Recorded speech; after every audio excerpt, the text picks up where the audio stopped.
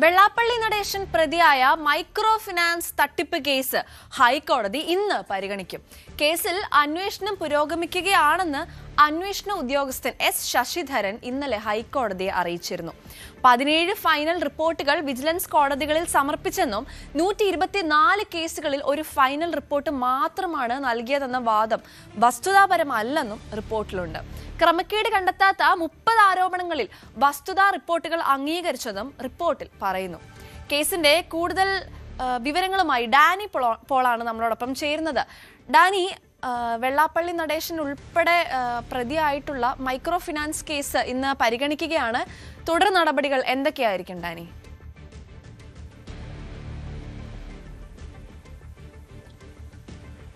ഈ കേസിൽ മെല്ലെപ്പോക്കാണ് എന്ന രീതിയിലുള്ളൊരു ആക്ഷേപം ഉയർന്നിരുന്നു. കാരണം അത് 124ഓളം കേസുകളിൽ ഒന്നിൽ മാത്രമാണ് കുറ്റപത്രം സമർപ്പിച്ചത്. മറ്റ് കേസുകളിലൊന്നും തന്നെ നടപടികളാകുന്നില്ല എന്നതടക്കമുള്ളൊരു ആക്ഷേപങ്ങൾ നിലനിൽക്കുന്നുണ്ടായിരുന്നു. അപ്പോൾ ഇതിനെല്ലാം തന്നെ അന്വേഷണ ഉദ്യോഗസ്ഥന്റെ ഭാഗത്തു നിന്നുള്ളൊരു മറുപടി, അത്തരം കാര്യങ്ങൾ കോടതിയിൽ നിന്ന് ബോധിപ്പിക്കുകയും വേണം. അദ്ദേഹം നൽകിയ റിപ്പോർട്ട് ഇത് കോടതി പരിഗണിക്കുകയും ചെയ്യും. ഈ റിപ്പോർട്ടിൽ അദ്ദേഹം വ്യക്തമാക്കുന്നത്, അന്വേഷണ ഉദ്യോഗസ്ഥൻ തന്നെ വ്യക്തമാക്കുന്നത്, ഇതിലൊരു കേസ് മാത്രമല്ല മറ്റ് പല കേസുകളുടെയും തന്നെ ഒരു ഫൈനൽ റിപ്പോർട്ട് എന്ന രീതിയിലേക്കെല്ലാം തന്നെ ആ കാര്യങ്ങൾ മാറുകയാണ്. 17 കേസുകൾ ഇതുമായി ബന്ധപ്പെട്ടുകൊണ്ട് കേസുകളിൽ കുറ്റപത്രം അടക്കമുള്ള കാര്യങ്ങളിലേക്ക് നീങ്ങിയിട്ടുണ്ട്. അതോടൊപ്പം തന്നെയാണ് മറ്റ് പലയിടങ്ങളിലും സമാനമായ രീതിയിലുള്ള അന്വേഷണം അടക്കമുള്ള കാര്യങ്ങൾ മുന്നോട്ട് പോവുകയും ചെയ്യുകയാണ്.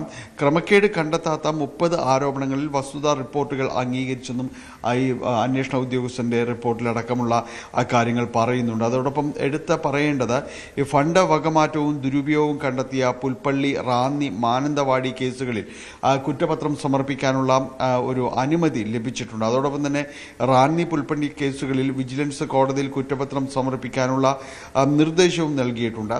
അപ്പോൾ ഇത്തരം കാര്യങ്ങൾ, ഈ നടപടികളെല്ലാം തന്നെ പുരോഗമിക്കുകയാണ്. അപ്പോൾ ഇതുമായി ബന്ധപ്പെട്ടുകൊണ്ട് ഇതിൽ മെല്ലെപ്പോക്ക് എന്നതടക്കമുള്ള കാര്യങ്ങൾ, ആക്ഷേപങ്ങളിൽ കഴമ്പില്ല എന്നതാണ് അന്വേഷണ ഉദ്യോഗസ്ഥൻ തൻ്റെ റിപ്പോർട്ടുകളിൽ സമർത്ഥിക്കുന്നത്. ഇതിനുള്ള നടപടികൾ, ഈ കേസുകളിൽ അതിലെ പ്രായോഗിക തലത്തിലുള്ള എല്ലാ നടപടികളും പുരോഗമിക്കുകയാണ്.